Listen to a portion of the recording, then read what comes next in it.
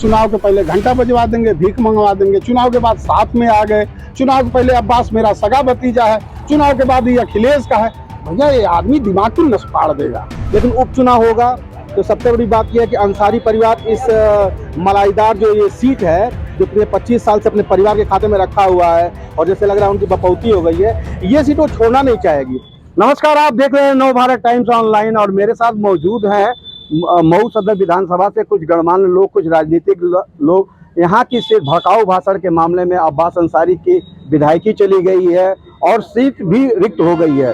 जानते हैं कि इस संदर्भ में लोगों की क्या प्रतिक्रिया है। ये हमारे साथ चंदन जी मौजूद हैं, पूछेंगे कि विधायकी गई है अब्बास जी, इसको किस रूप में देख रहे हैं और क्या कहना है। देखिए, जो विधायकी गई है या जो निर्णय सरकार का आया है कि इनको इनकी यहाँ पर सीट रिक्त कर दी गई है, इसके पहले भी राहुल गांधी जी की सदस्यता चली गई थी और उनको कोर्ट से राहत मिली थी। आप बगल के सीट गाजीपुर देख लीजिए, अफजल अंसारी की सीट गई थी, उस पर उनको भी राहत मिल गई थी। तो और हम इस लिहाज से देखें तो अभी कुछ कह पाना ही जल्दबाजी हुई कि चुनाव ही होगा कि नहीं होगा। दूसरी बात, तीसरा एक और उदाहरण है जो अब्दुल्ला आजम के साथ। अब्दुल्ला आजम जी का जब चुनाव हुआ था, उनकी उम्र कम होने की वजह से उनकी सत्ता गई थी, लेकिन उसके बाद चुनाव हुआ और चुनाव होने के बाद वो विधायक जो बना वो लगातार रहे। तो ये दोनों उदाहरण हमारे समाज में हैं। इसलिए ये कह पाना कि चुनाव हो नहीं होगा ये भी हम नहीं कर सकते और चुनाव होगा ही ये भी हम नहीं कर सकते, क्योंकि दोनों उदाहरण हैं आपके पास। फिलहाल अगर चुनाव होता है, अगर कोई कहीं से उनको राहत नहीं मिलती है, चुनाव अगर होता है तो यहाँ पर तमाम ऐसे मुद्दे हैं जो कि एक भाई ने बताया कि 26 सालों में या 22 सालों में हमारे विधायक नहीं दिखे। ये सच है, इसमें कोई दो राय नहीं कि हमारे विधायक दिखे नहीं।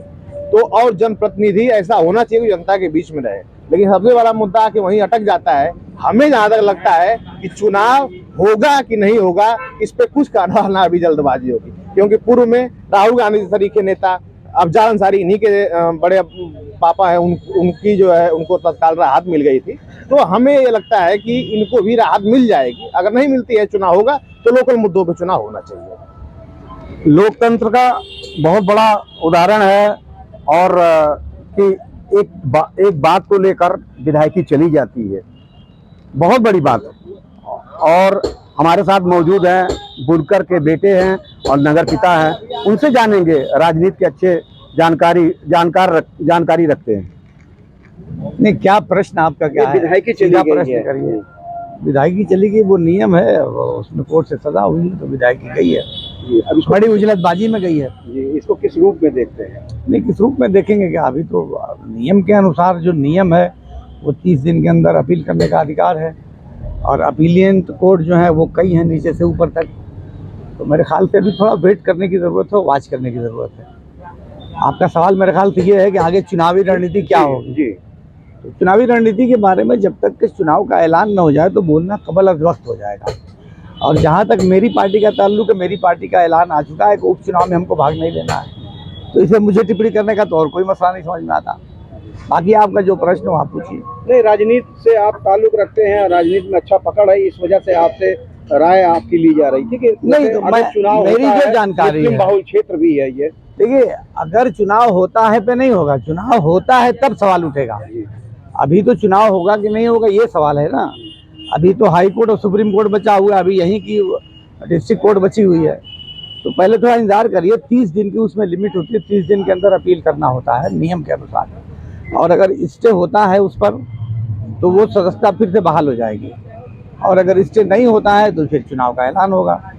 तो चुनाव पे चर्चा तो चुनाव के ऐलान के बाद होगी, और करना भी चाहिए मेरे ख्याल से चुनाव के ऐलान के बाद। हमारे साथ कुछ और लोग मौजूद हैं, हम जानते हैं श्री राम जायसवाल जी से कि क्या प्रक्रिया है इस पर। देखिए, पहले तो मामला कानूनी पेचीदे में फंसा पड़ा है, स्टे मिलता है नहीं मिलता है, ये तो बात की बात होगी।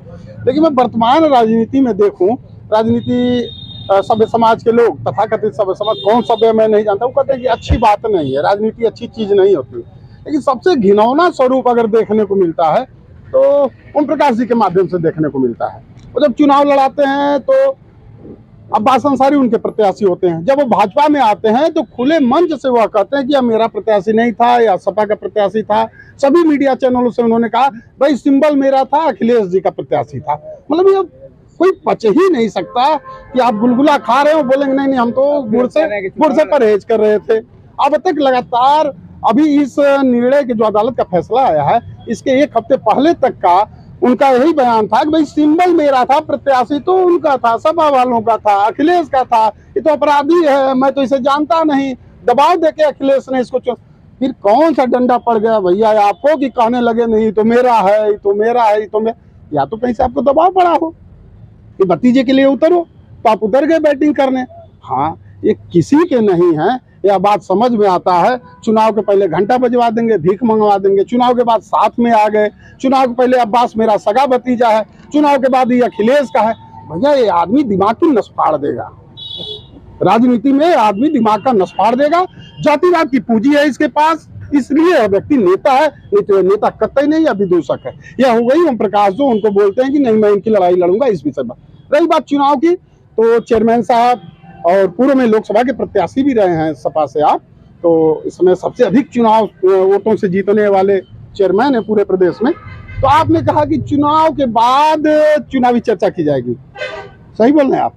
24 आवर राजनीति में रहने वाले व्यक्ति, चुनावी मूड में रहने वाले, अभी चुनाव हो जाए तो इनके सारे सिस्टम खड़े हैं। जनपद में मुख्तार अंसारी के बाद अगर किसी का चुनावी सिस्टम खड़ा है, अपराधी सिस्टम नहीं, चुनावी सिस्टम, तो चेयरमैन साहब का है। और जनता भी हमेशा चुनावी मूड में है, सभी लोग चुनावी मूड में। हाँ, लेकिन इनकी पार्टी को, फिलहाल वाली नई वाली को, बसपा को दरकिनार नहीं किया जा सकता। बसपा का वोटर किधर जाएगा, बाकी वोट की समीकरण तो लगभग वही रहेंगे। हाँ, अब प्रत्याशी भाजपा का बनता है कि भाजपा का बनता है, इसको कोठरी में बैठा के जब दिल्ली वाले समझाएंगे कि अभी एक हफ्ता पहले तुम कह रहे थे कि ये प्रत्याशी अखिलेश का था, सिंबल मेरा था, तो सिंबल रख लो, प्रत्याशी मुझसे ले लो, अगर प्रत्याशी ले सकते हो तो। ये उनकी और इनकी बात हुई, लेकिन बसपा का मतदाता काफी प्रभावी साबित होगा वह किधर जा रहा है। क्योंकि अंसारी परिवार पिछले 25 सालों से 30 सालों से जो फुटकर रिचार्ज कराता है ना, दलित बस्तियों में चाहे अन्य जगहों पे कह दें, उसका असर इतनी जल्दी जाने वाला नहीं है। तो चुनाव में वह समीकरण भी भारी पड़ा। देखिए, वर्तमान राजनीति में तो ये मऊ का दुर्भाग्य रहा है कि मऊ को जनप्रतिनिधि ऐसे मिले कि जो कि आज तक अपनी जनता के बीच में रहे नहीं। खैर, अभी कोर्ट ने जो है 30 तारीख को निर्णय दिया, 31 तारीख को, और एक्सीडेंटली जो है नेक्स्ट डे संडे था और संडे को सचिवालय खोल करके उनकी सदस्यता समाप्त कर दी गई। जबकि कायदन न्यायिक प्रक्रिया ऐसी है कि उनको पर्याप्त समय देना चाहिए। और आप जैसा कि आज जो है पूरे विधानसभा में और शहर में, पूरे लोकसभा में चर्चा का विषय है कि मऊ में रिक्त सीट है। अभी निर्वाचन आयोग को चुनाव कराने में 2 महीने का समय लगेगा और 2 महीने के अंदर में भी ऐसा हो सकता है कि अब्बास अंसारी के पक्ष में हाईकोर्ट स्टे दे दे। एमपी एमएलए कोर्टें खुली रहेंगी, हाईकोर्ट बंद है, एमपी एमएलए कोर्टें खुली हैं, उसमें स्टे की प्रक्रिया चलेगी। स्टे आ जाएगा तो उपचुनाव होने की संभावना ना के बराबर है। रही बात, एक चीज और मैं आपके माध्यम से बताना चाहूँगा कि हॉट स्पीच मामले में टॉप 10 की अगर सूची निकाली जाए तो उसमें बीजेपी के नेता सबसे अव्वल, जिनमें 82, 87, 67, 68 इस तरह की संख्याएं हैं। उनके ऊपर कितने मुकदमे पंजीकृत हुए, उसमें न्याय कितना किया गया, ये भी विचारणीय है। और ये सबसे ज्यादा आप माध्यम बन सकते हैं, आप इन पे प्रश्न कर सकते हैं। और रही बात यहाँ पे, यदि चुनाव होता है तो हर दल विशेष अपना अपना प्रत्याशी उतारेगा। बसपा और भाजपा के गठबंधन टूटेगा कि रहेगा, ये ओम प्रकाश राजभर और बीजेपी तय करेगी। चलिए आपसे पूछते हैं अंतिम सवाल जी, विधायकी पे क्या कहेंगे?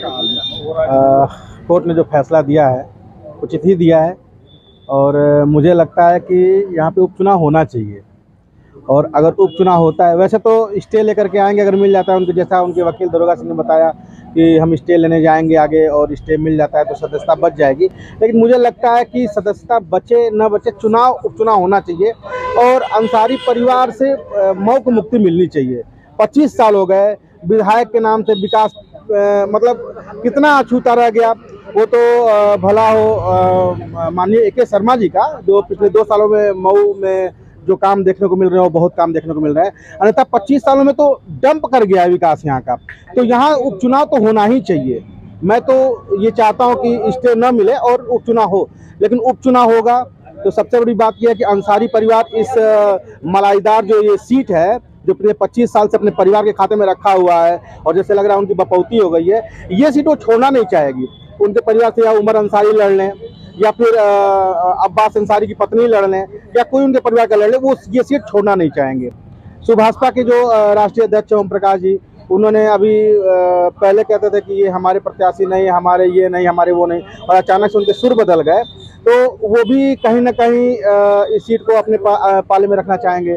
भाजपा जो कि लगातार माफियाओं पर हमलावर रही है, यहाँ पे माफिया राज खत्म करने में माननीय योगी जी का बहुत बड़ा हाथ रहा है, तो भाजपा भी चाहेगी कि ये सीट जो है पिछले 25 सालों से जो माफियाओं के कब्जे में रहा है वो कहीं ना कहीं बाहर निकले। तो भाजपा चाहेगी वहाँ यहाँ उनका प्रत्याशी आवे और भाजपा चाहेगी कि यहाँ आवे, और अगर सपा अगर अंसारी परिवार की तरफ जाती है तो ये लड़ाई काफ़ी पेचीदा होगा, लेकिन यहाँ उपचुनाव होना चाहिए, ये मेरा मानना है। कुल मिला के कई प्रतिक्रिया मिली है लोगों की। अब देखना होगा कि चुनाव आयोग इस पे क्या नियम आदेश करता है या क्या देखता है। चुनाव होगा या उपचुनाव होना है या नहीं होना है, उसके बाद यहाँ पर तय होगी कि यहाँ की दशा और दिशा क्या होगी। वेद मिश्रा, NBT ऑनलाइन, मऊ।